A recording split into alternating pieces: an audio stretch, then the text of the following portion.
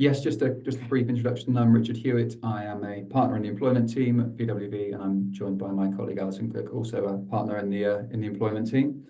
And this morning we are covering disciplinary procedures and 6 tricky issues that are commonly faced by employers.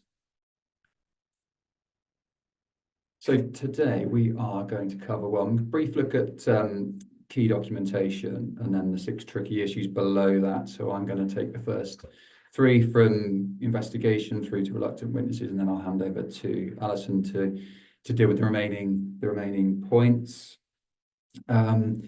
Just a point of clarification to start. We're obviously talking about procedures that deal with an employee's conduct and not performance or redundancy or some other substantial reason. It's a focus on conduct and misconduct cases.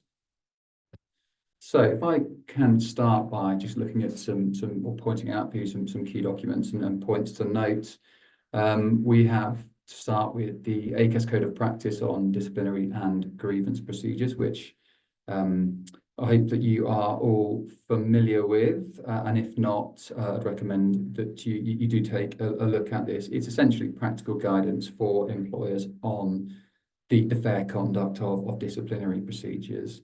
Now, a failure to follow the ACAS Code of Practice doesn't of itself lead to unfair dismissal proceedings, for example, should you dismiss an employee for misconduct, but an employment tribunal will take into account the ACAS code when deciding whether an employer acted fairly.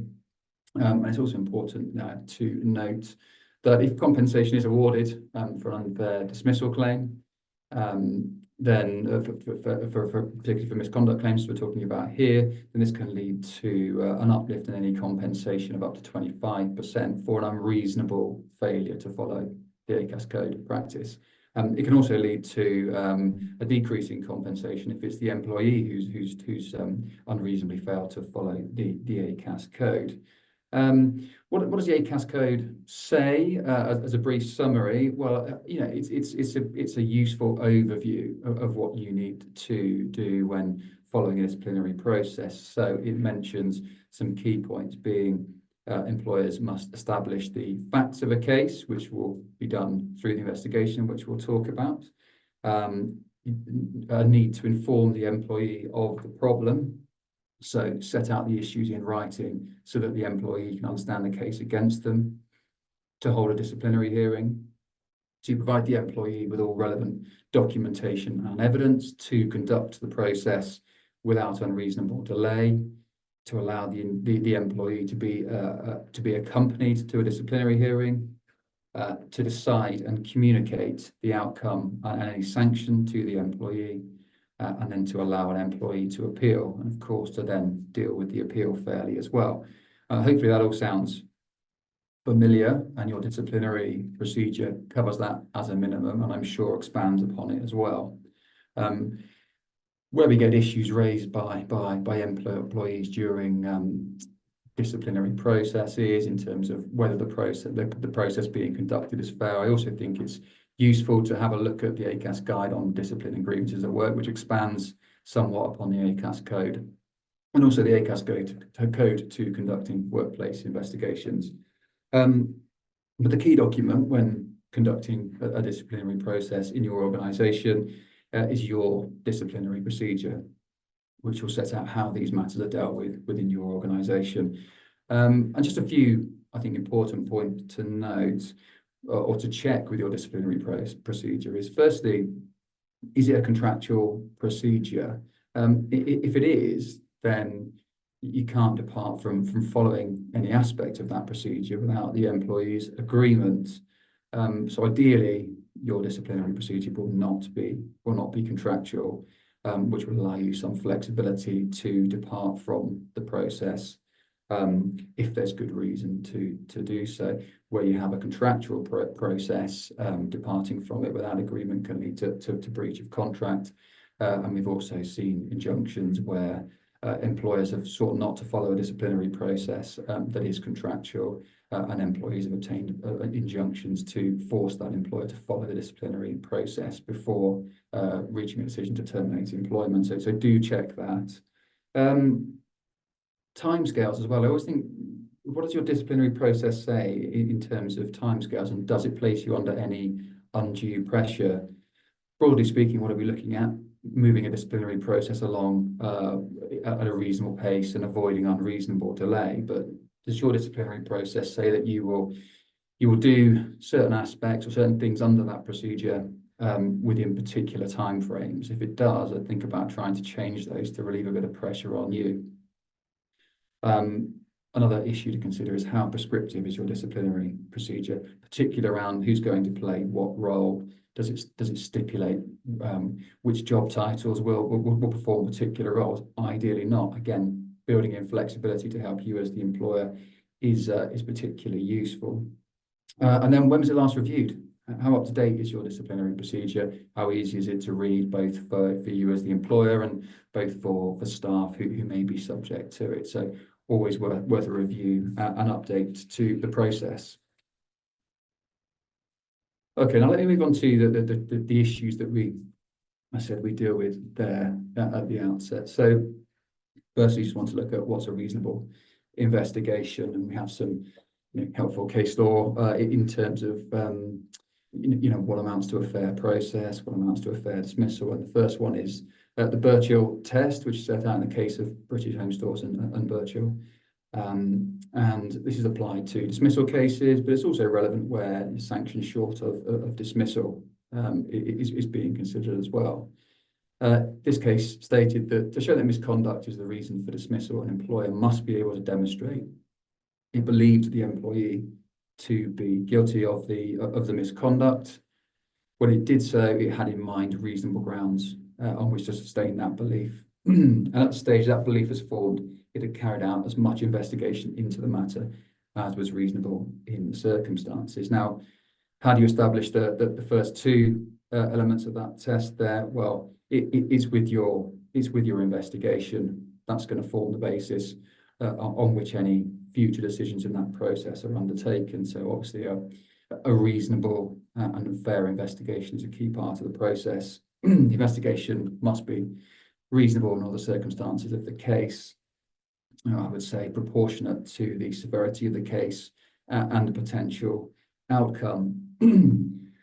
What does this mean in practice, as the slide states there? Well, it means that as an employer, you do not need conclusive proof that an employee committed misconduct, only a genuine and reasonable belief that's been reasonably tested. And the burden of proof in these cases is one that's based on the balance of probability. So is it more likely than not that the employee committed the misconduct that has been alleged? So essentially a test of sort of 51%. Now, the employer's task in investigating these matters is to gather all of the available evidence, and then once in possession of the facts, or as much of the facts as you can gain evidence of, the employer is then in a position to make a reasonable decision about what action to take moving forward.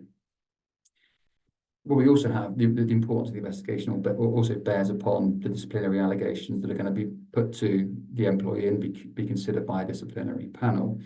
So I always feel it's important to be able to be as specific as possible in the allegations that you are putting to an employee and putting to a disciplinary panel. And we often talk to employers about being able to deconstruct the case into its constituent parts. And just to reiterate, an employer that fails to conduct a reasonable investigation, fails to establish all of the facts, and then comes to a decision which has got no reasonable basis, risks an unfair dismissal claim, risks falling foul of an unreasonable failure to follow the ACAS code, and then potential uplifts in compensation. I think one point to consider throughout the process is, does your investigation support the decision that's ultimately been reached? And looking in a bit more detail at the investigation.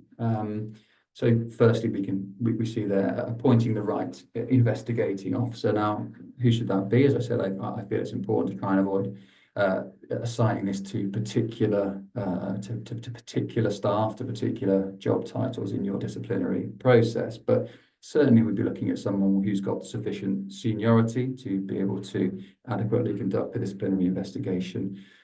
Ideally, they are not involved in any other capacity. They're not involved in the allegations, so they won't be a witness, and they're not otherwise compromised by an involvement in the allegations that have been raised. They also have ideally the skill, the training, and or the experience to carry out an investigation. Now, I've mentioned impartiality there, and ideally not being involved. Well, that does to some extent depend upon the size and resources of the employer. In small employers, it may simply not be possible for everyone involved in a disciplinary procedure to be completely impartial or completely untainted by the facts, but that is all taken into account by an employment tribunal. I suppose ultimately, if it is not possible to conduct a fair investigation because of the involvement of parties in the matter, then it's worth considering using external parties to conduct your investigation. Ideally, your decision-making stays in-house, though. And then moving on to defining the scope of the investigation, well, it's really a focus on what's the alleged misconduct and focusing on those issues and upon establishing the facts relating to those issues. It's not, or it shouldn't be, seen as an opportunity to look at all things that an employee may have done wrong in the past, or to look for more things they may have done in order to justify taking disciplinary action against them. That's likely to be considered unreasonable. So focus on the issues at hand. I'll skip over external agencies and just return to that shortly, but planning the investigation for me goes hand in hand with defining the scope of the investigation, and we're increasingly seeing employers using terms of reference for the investigation, for the investigating officer, which is especially useful if you are using a third party to carry out the investigation, but also, if it's being conducted entirely in-house, having a set of terms of reference is very helpful for the investigating officer to use. And what should that include? Well, a focus on what the misconduct is, what documentation is relevant, what process, which version of a disciplinary procedure are we using to look at the misconduct, what other documents are relevant. Are there witnesses who can or should be spoken with? What are the timeframes we're looking in which we're looking to move this process along? As we said, moving it along at a reasonable pace and not penning yourself into set timeframes is important. But can we set some expectations in the terms of reference? And then, what's the remit of the investigating officer? Well, it should be to establish the facts and to produce an investigation report, ideally with supporting evidence, which can then be used at a disciplinary hearing if that's the outcome from the investigation. Moving on to investigation meetings, very important to plan ahead, make an agenda. I think in terms of what are you going to discuss? What questions do you have? What follow-up questions do you have as well? Should you not receive the answers that you think you may receive to your first set of questions? Try to anticipate what you may ask next, depending on a particular answer.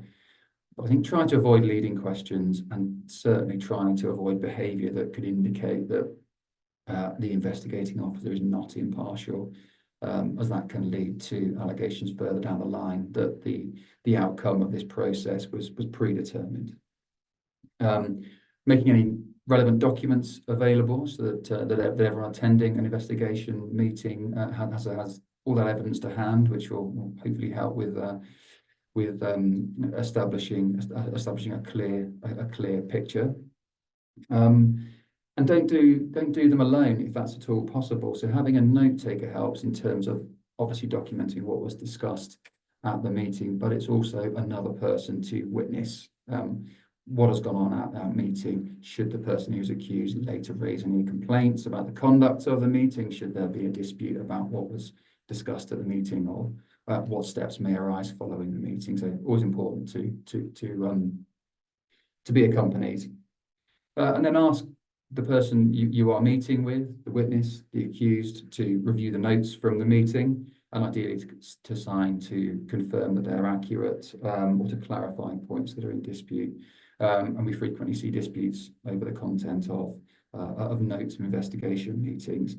And I think sometimes, rather than battle about what is the accurate note of that meeting, if an employee has a completely different view of it, then submit two versions of those notes, one by the employer, one by the employee, both of which can later be considered by a disciplinary panel.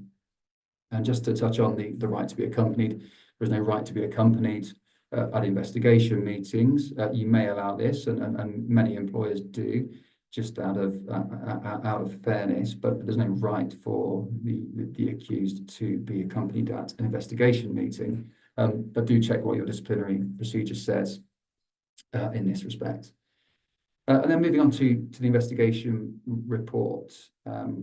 What broadly should that cover? Well, it should be a summary of how the investigation was undertaken, who the investigator had spoken with, documents that were reviewed, and key evidence.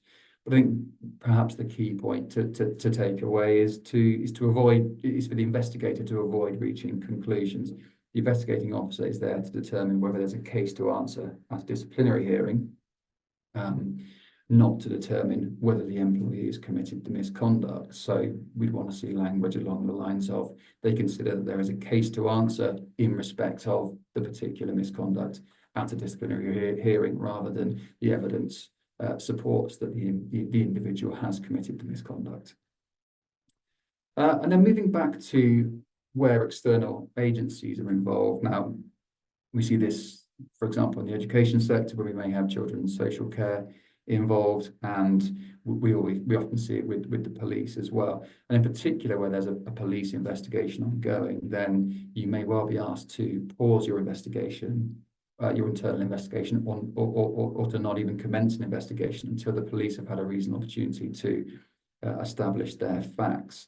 And particularly bear in mind that if you were to ignore that and to continue with internal investigation, that has the potential to prejudice a criminal case. And should that happen, it's not a good look for you as an employer. That's not to say that you just have to sit there and wait until you're told to move forward. We'd always recommend that employers keep in regular contact with that third party, with the police, asking questions such as, when can you start? What evidence can you use? Can you speak to the accused? Can you speak to witnesses? And try to have some influence that way. And it's also important to remember, when there's a parallel police investigation ongoing, is that you're not trying to determine whether an employee has committed a criminal offence. And this may allow you to run a parallel internal procedure once you get the consent of the police, which would be based on breach of employment policies, for example, which is where a document such as a staff code of conduct can come in extremely useful. So yes, you may be asked to pause, but it doesn't mean you have to wait until the conclusion of a criminal case several months or potentially years down the line. Now, moving on to suspension and that decision to suspend. Now, the ACAS Code recommends that if suspension is necessary, it should be kept as brief as possible. It should be kept under review, and it should be a neutral act, i.e. the suspension is not a disciplinary sanction. I'm sure it never feels a neutral act to the member of staff who has been suspended, but it's always important to cover that in your suspension letter, that this is a neutral act and is not an outcome to the disciplinary process. Another key point to note there from the case mentioned on the slide, Crawford and Suffolk Mental Health Partnership, is that suspension should not be a knee-jerk reaction. It should not be an automatic response in all cases of misconduct. I mean, to have that approach is likely to destroy the relationship of trust and confidence, and may make it impossible for an employee to return should disciplinary allegations not be upheld, and you may then be faced with a constructive dismissal case. Before thinking about a decision to suspend as well, I'd recommend that you just check that the contract of employment permits you to suspend Most do, but still do check this. And then again, in terms of decisions to suspend, why might you need to suspend an employee? Well, there are several reasons to do so, but it's usually only to be used in serious cases. So where the employee remaining in the workplace is a threat to the business, for example, a threat to colleagues, or it could be a threat to other stakeholders, children, vulnerable adults. All those parties need to be, or all those parties' interests need to be balanced when thinking about decisions to suspend. If you've got a genuine and reasonable belief that the employee may try to interfere with the investigation, which could be through destruction of evidence or influencing or intimidating witnesses, if you feel that is an issue, again, it's a good reason for suspension. You may also be advised by a third party to suspend. So, for example, the police, or in education, in cases involving children, the local authority designated officer may have a view that the employee should be removed from the workplace. Bear in mind, it's always your decision as the employer, but those third parties' views can be persuasive. Do consider alternatives to suspension. So, as set out on the slide here, this could be temporary redeployment to another role, to another site. It could be a change in reporting lines. It could be remote working. Whether those things are going to be possible is influenced by many things, including the role the employee undertakes, the size of the employer, how many premises the employer has, the type of employer, whether the work has to be carried out on site. But do consider those alternatives. We often get to the point that an alternative to suspension in those serious cases is not workable, but do give it some thought. And again, I would say, do mention that you've given it some thought in your suspension letter. And also do consider, if you're not going to suspend, could it affect the reasonableness of your decision? So, for example, if you decide not to suspend and you later dismiss the employee, then it gives the employee grounds to say, well, surely the conduct wasn't serious enough to, if the conduct wasn't serious enough to suspend, then how does it justify my dismissal now? So, if you are thinking that this is the case that may lead to dismissal, then suspension may be a sensible step earlier in the process. Pay and benefits. The normal position is that suspension is on full pay and benefits. We've mentioned there, is there an express contractual clause? Well, that will be an express contractual clause which allows for suspension without pay in particular circumstances. So I'm thinking, if an employee is arrested and subject to bail conditions which prevent them from working, well, you may be of the view that they've disabled themselves from work and they shouldn't be entitled to pay, but the prevailing view is that you will still need a contractual clause which allows you to suspend without pay in those circumstances. So again, look at what your contracts provide for. And then we mentioned pastoral care there as well. And that's towards the employee. You still owe a duty of care towards the employee who's been accused of misconduct and who is being suspended. And it's important to be mindful of their well-being. You've got a whole host of interests that you need to try and balance in these processes. So yes, being mindful of the impact of it on the employee is important. It's only an allegation, and there's every chance that it may not be upheld. So appoint a person as a point of contact. Encourage the employee to seek advice from their trade union or to seek legal advice if that will help them. Tell them to speak to their GP or to any medical service provider that you make available to employees as a way of managing the inherent stress that comes with being a party to a disciplinary process. And don't do things like prevent social contact with colleagues. Of course, these matters have to be treated confidentially, and those involved should be reminded of their confidentiality obligations. But don't try to limit social contact with colleagues, as that will only lead to allegations that that the individual has been treated unfairly. And then finally, keep suspension under review only for as long as it's necessary.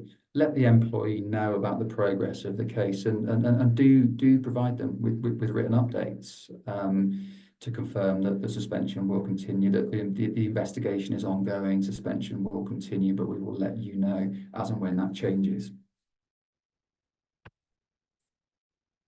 And then finally, I'm just looking at dealing with reluctant witnesses. So firstly, this is really around those who are reluctant to provide evidence, so which might range from refusing to engage in the process at all, or to asking, or to agreeing to give evidence only on the basis that they will remain anonymous.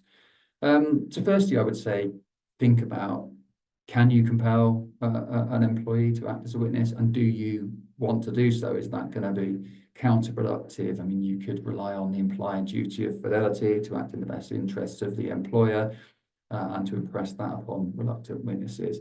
There's unlikely to be any express contractual terms that you can rely on. But I think I'd always try to encourage and reassure those who are reluctant rather than trying to compel them. And there are a number of ways in which you can do that. I mean, one of those is to impress upon them that these cases of misconduct may have to go unaddressed if key witnesses aren't prepared to provide evidence, and that in itself is not going to be good for future workplace culture. And I also feel that giving reassurance to an employee that they do not have to attend a disciplinary hearing as a witness, giving a written statement and that being presented at the disciplinary hearing by the investigating officer is sufficient in many cases. If staff do need to attend in person to provide witness evidence, then there's no right for the accused to cross-examine the witness, and all of those things may be persuasive. You may still, of course, have employees who insist on remaining anonymous, and as the slide says there, it's something you should try not to promise if possible, because it may not be possible for a person to remain anonymous. It may not be fair to the accused to provide witness evidence in an anonymous format. It's also worth thinking, will anonymity actually work? I think it's often clear in these cases who is involved and who is providing the evidence. So again, it kind of brings me back to that, providing encouragement and reassurance to those who may act as witnesses, rather than seeking to compel them or provide them with guarantees of anonymity that you can't keep. Ultimately, you need to be able to conduct a fair process and should only agree to things like anonymity if it's unavoidable. Okay, I'm going to hand over to Alison now to take you through the remaining slides. Thanks, Rich. So just a bit of an interim point. There's a number of questions that have come through. So we will deal with those at the end, but it may well be that I'm just looking at them, may well be that some of them may in part be answered by the next part of this presentation. So I'm going to be looking at delay, and one of the questions that's popped up has asked a question around that. This is possibly one of the areas which can cause concern and a bit of frustration around concluding a disciplinary process. The ACAS Code of the ACAS Code of Practice states that investigations should happen without unreasonable delay, but doesn't prescribe what that actually means. And obviously, reasonableness can be quite subjective and can depend on what the circumstances of the particular case is. But obviously, the longer a process goes on, the longer it is delayed, the more arguments there are around reasonableness of the process, and could start to frustrate a process and lead to arguments of constructive unfair dismissal and other such issues which only further muddy and complicate the process. So we always advise clients that as far as possible, things should be kept moving and any delay should be kept to a minimum as far as possible. I suppose allied to that is ensuring that the people who are involved in the process are kept in contact as much as possible so that everybody understands what's going on, what the timeline you're working to is.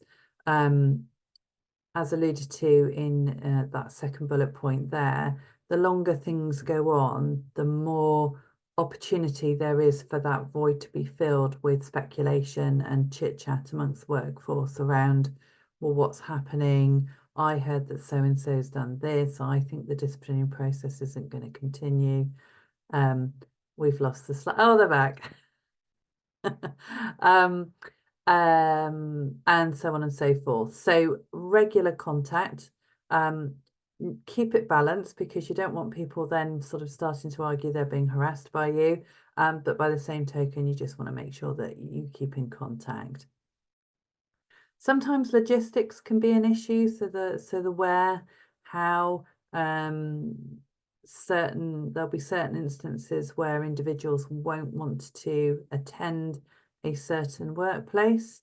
It may well be that they don't want to be seen, or it's not convenient, or where you're proposing on having the disciplinary hearing is a long way away from where they live, and so on and so forth. So you might want to think about other arrangements, so other sites that you might have, or you might want to think about having a remote meeting or a meeting at a neutral third-party venue. I mean, it's not unheard of to have it at a hotel or a conference centre or even a neighbouring sort of employer.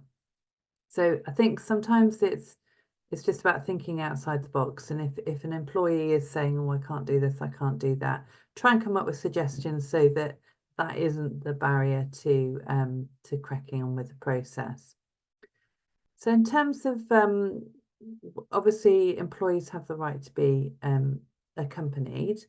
And there will be situations genuinely where a companion won't be available for a date that you have proposed for a meeting or a hearing, and you have a duty to rearrange within 5 working days where possible. Now, sometimes the availability or otherwise of a companion can be used to frustrate the process. Or you may find that an individual says, well, I don't want to be accompanied by my trade union rep or a work colleague. I want to be accompanied by my partner. I've certainly had it in the past where individuals have been asked to be accompanied by their mum or their dad. And I would suggest that you think carefully about whether or not you agree to that. Sometimes it's helpful. Sometimes it's inappropriate. So I would never recommend that an individual be accompanied by their lawyer, for example. But the best way around this is to get some availability from them and just find out when they're available so that you can, again, keep the wheels moving and get on with the process.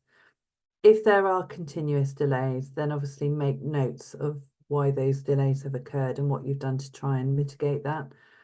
Because this will all be about creating a paper trail should any decision to dismiss, if that's where you end up, is challenged, and it just goes to the reasonableness of what you've done in managing this process. So we're always keeping half an eye on what could happen further down the line if this is contested in an employment tribunal. So moving on to the next slide, Rich.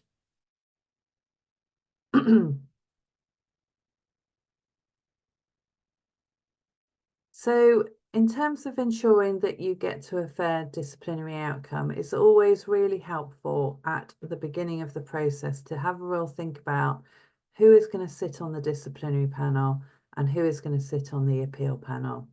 So what you don't want to do is get to a situation where you get to an appeal and you sit and scratch your head and go, I haven't got anybody who is sufficiently senior or sufficiently experienced to sit on an appeal. And then you can get yourself boxed into all sorts of difficult situations. So once you've done that, the two main components to the disciplinary decision is, does the employer uphold the allegations? And what sanction should the employer impose as a result? So if the sanctions are upheld, what is the most appropriate sanction? And obviously dismissal is not always the only sanction available to your disciplinary panel. It could be a number of things. So looking at the outcome, the hearing itself will be an opportunity for the disciplinary panel to get to the bottom of what is alleged has happened. So there will be a disciplinary pack, depending on what your procedure sets out. Ordinarily, there'll be a bundle of documents, including the investigatory report, and the disciplinary panel will have read that in advance.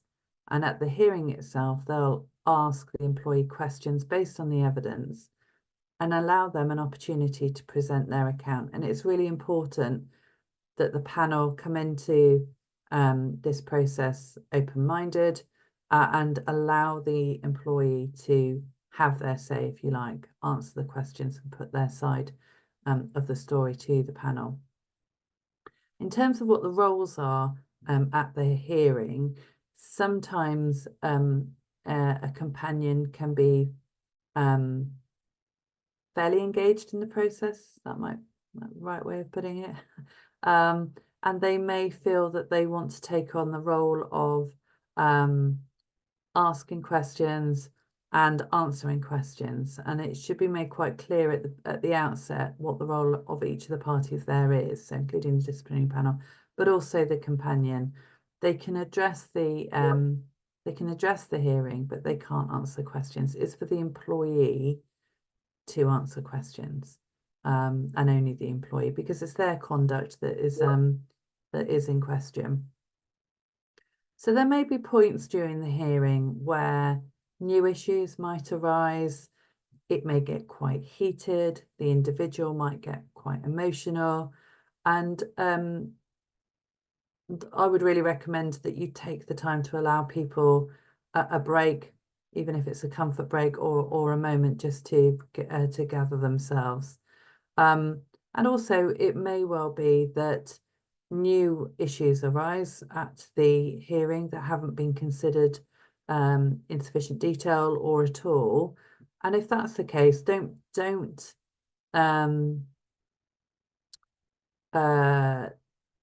adjourn if you feel that that would be necessary, even if it's just to take advice, or you adjourn it for a period of time to carry out further investigation. And that's perfectly legitimate.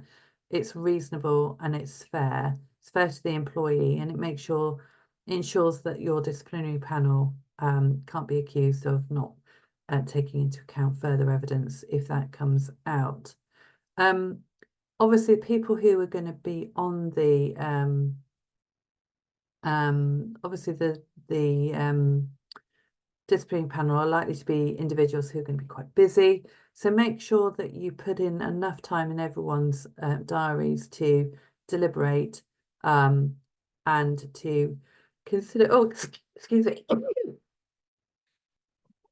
Oh, so sorry. Excuse me. Yeah, make sure you build in time for deliberations. Don't feel pressured to make that determination there and then. It's an important decision, and it's important that you give yourself sufficient time to really think about that. I've got one client who will wants to give the decision there and then, and we sort of had a chat about it and said, well, I don't know why you feel that you need to do that when it's a really complicated case and you need to think about all of the allegations really, really careful, make findings in each of them. So so they pulled away from that and giving themselves a bit more time, which I think is better for the employee, it's better for the employer. You need to reach a decision. Often there may be cases, fairly straightforward cases, where there's one allegation, but usually there's going to be more than one allegation. And often you'll have a number of allegations and then maybe a sweep up allegation around whether as a result of all of the allegations, the implied term of trust and confidence has been irrevocably breached, and you will want to make findings in relation to each of them, including that sort of wash up one if you've got that in there. And again, we would recommend that that is set out in the outcome letter, and again that you think carefully about that when that is put together. There is nothing worse than being in an employment tribunal and the judge asking the chair of the disciplinary panel or the appeal panel, or why did you decide that? And they sit there and go, I don't know, because we did. So again, good note taking about why you're making the decision. And then what's really important, again, just at the end of that slide, is it's really important that you identify whether the conduct amounts to misconduct or gross misconduct. And sometimes there is a bit of a temptation to list everything as gross misconduct, and it isn't always. And I, don't be scared of doing that, because again, it looks more reasonable, and it is more reasonable. So have a think about, and a lot of disciplinary procedures will have examples of what could amount to misconduct and what could amount to gross misconduct. So you might want to take yourself back to that procedure and just remind yourself as to what sorts of things fall within each category. I was going to say something else about that, then I've completely lost. I'm sure I'll remember it in a minute. Sorry, if you could move on to the next one, which that'd be great. So once you have arrived at your decision, which is based on a reasonable investigation, which means that you formed a reasonable belief that the individual has committed the act of misconduct that you have alleged, the next thing you need to do is think about what is the appropriate sanction for that misconduct. So the sorts of things that you want to think about is, how long has this employee been working for your organisation? What is their prior disciplinary record like? And I'll come back to that in a moment. The seriousness of the conduct. So again, is it gross misconduct? Is it serious misconduct? Is it more than one allegation that you've found in relation to this individual? Are there any issues of mitigation? So often length of service will be a mitigating factor that they'll want to raise. But also they may say, oh, well, I've not been very well, or I've got this going on in my personal life, and this has led to me reacting, if it's that kind of thing. So that it's led to me overreacting in a way that I wouldn't ordinarily, and look at my past record with the organisation. I've never done anything like this before. I'll have a think about how I can temper my behaviour going on. And then coming back to the implied duty of trust and confidence, has their conduct been so bad, or have things happened that are so bad that actually there's no trust and confidence left in that individual anymore, meaning that their employment can't continue with the organisation? And does dismissal fall within this range, this mythical range of reasonable responses open to an employer? And I would say that it's quite broad. Certainly one employer might dismiss for that sort of alleged misconduct, whilst another one won't, but it's whether or not it falls within that for you. If you do decide to dismiss an individual, and even a final written warning or written warning, an individual does have the right to appeal. And in the outcome letter, you would want to confirm that, and also confirm the deadline within which to raise that appeal. So just going back to the prior disciplinary record, which I just touched on briefly, it's possible, isn't it, that an individual might have had a series of warnings for similar behaviour. So if you get to a situation where, let's say, for example, they've had a final written warning, or they've had a written warning, it's happened again, so they've got a final written warning, it's happened again, you then move to dismissal, because that's sort of the normal escalation of disciplinary sanctions. What I would say on that is just be careful if you've got somebody on a final written warning or a written warning for one thing and they've done something completely different, just check your procedure as to whether or not effectively the series of warnings starts again. Because what you wouldn't want to do is get into a situation where you've got somebody on a final written warning for one thing and then you escalate it to dismissal and it's completely different. And there could be an argument around whether or not that final written warning is relevant or appropriate to cross over into the new allegation of misconduct. I hope that makes sense. So just check your procedure on that. And then moving on to the next slide. Looking at the appeal process. So again, what I said at the beginning of my section was have a think about who's going to sit on the appeal panel. So the things to think about are obviously who will hear the appeal. Hopefully you've got some individuals in mind because you've already done that thinking.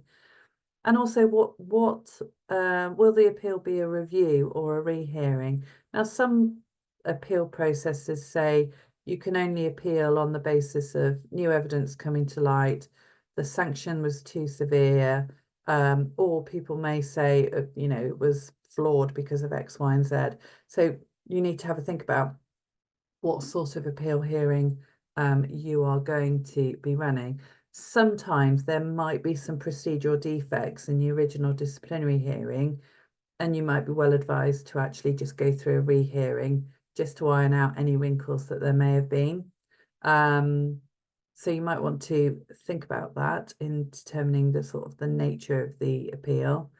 You might want to deal with the new evidence if there is any. And again, show it to the employee beforehand, get them their ability, get their opportunity, give them an opportunity, give them an opportunity to comment on any new evidence before any sort of decision is taken. And in circumstances where an appeal is successful for the purposes of their employment record, there will be no dismissal for unfair dismissal purposes.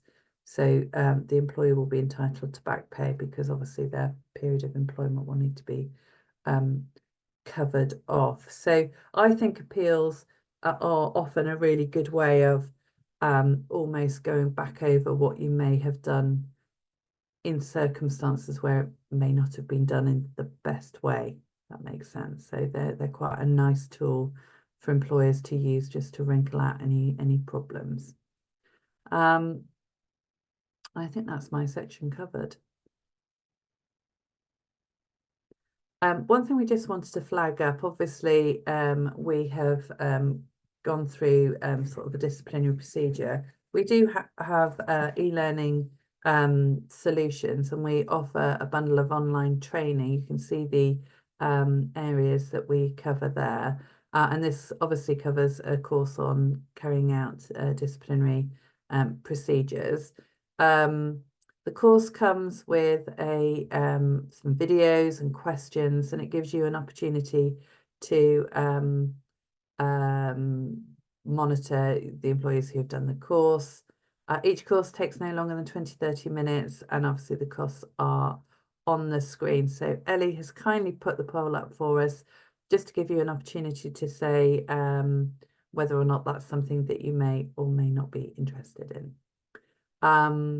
Rich, I think you'll want to say something. I have been looking at the questions, by the way, so we'll come on to those in a moment. Yes. Yes. Should we pick up some of the questions now, Alison? Yeah. Whilst people are voting. Maybe I'll pick up the first couple are to do with the investigation, so I might just cover those. One talks about the terms of reference letter for investigating managers. Hopefully, I covered that during the session. So for me, it would be a case of outlining the misconduct that's in question here, who you would expect the investigating officer to speak to, what documentation is relevant that's known of at the outset, and to be able also to deal with any other issues that come to light during that process, and then what you want them to do at the conclusion of their investigation in terms of producing an investigation report, who that's going to be provided to, and what you're looking for them to determine at the end of that investigation, as we mentioned, likely to be whether the investigating officer considers it a case to answer before a disciplinary hearing, but not making any findings. And that question goes on to mention what do we think about, and the one below, what do we think about recording meetings rather than having a note taker, as long as all parties agree to it. I think I'm certainly used to perhaps to advise against that, just because it could become quite complex in terms of the way it was recorded and how it was then going to be transcribed. Of course, that's all moved on with technology, and recording these meetings and getting transcriptions of them is a lot easier now. So I've no particular objection to it myself, but some employers, some clients don't like it don't like it to happen. And if you don't want it to happen, then it's perfectly reasonable to say that you don't want to record it, but that you'll provide a note taker. As I mentioned as well, having that third party there in the note taking capacity is important as a witness of what went on at the meeting, but the recording of that will also help. Thanks, Rich. If I answer the next one. So this is about third-party conduct. So a contractor coming onto site and is alleged to have carried out an act of misconduct. I think obviously you're not their employer, the third party is. So depending on the nature of the relationship and also the nature of what they're alleged to have done, you may want to ask the third party to refrain from that individual coming back on your site, and also pass on the details of the allegation that your employee has made against them. Don't forget you owe a duty of care to your employees. So to the extent that you've got any control over who comes on site and who doesn't, in circumstances where they've made these allegations, it's for you to ensure that you deal with it in an appropriate way to safeguard them. And if you don't, then as I say, you could potentially be in breach of your duty of care, duty of implied term of trust and confidence. So you do need to think about it. It may well be that the allegation's malicious, but you don't know that until that's been investigated by the third party. If I just pick up the next one, which is about people going off sick, is that okay? Yeah. Yes, of course. Yeah. Okay, so frustrating the disciplinary process is something that I think we've probably all got experience of when dealing with disciplinary processes. I mean, I could talk about this a lot, but I think our view is that you need to be mindful of somebody where they are unwell. It may well be that you get some additional support from an occupational health advisor. And it may well be that ultimately the individual can't attend the disciplinary process or is not well enough to come to work, but may be well enough to engage in the process. It may well be that they're off sick with work-related stress, and the occupational report, health report is likely to say that they need to resolve it. So it's sort of a bit chicken and egg, really. It's important to get it documented, the steps that you take, but I think ultimately where you need to get to is, we would like you to engage in this process. If it means you can't come to the hearing itself, we'll consider written representations that you might want to make in relation to the allegations. And if you're not able or willing to do that, then we may ultimately, and this is sort of absolute last resort, continue with the process in your absence. So it's quite harsh, it's a bit risky. But ultimately, if that's where it takes you and that's what you need to do, then you need to get on with it. But you definitely need to get lots of evidence in front of you, sort of setting out the approach that you're going to take and giving the individual the opportunity to attend, obviously with occupational health support. And I've always found with those situations as well, there's normally a solution in terms of if the employee cannot attend a disciplinary hearing, then can they make written representations, or can they send someone else to attend on their behalf? And usually the medical evidence will support one of those alternatives. It just means there's going to be delay in the process in getting to that point. But in most cases that I've worked on, it's always been possible to get to some resolution. Yeah. You see a question there on, can we ask employees to refrain from contacting witnesses, those making allegations? Yes, I mean, I do think that's an important part of the investigation, is to remind the accused that they're not to interfere with the investigation, and that doing so can also be treated as a separate disciplinary issue.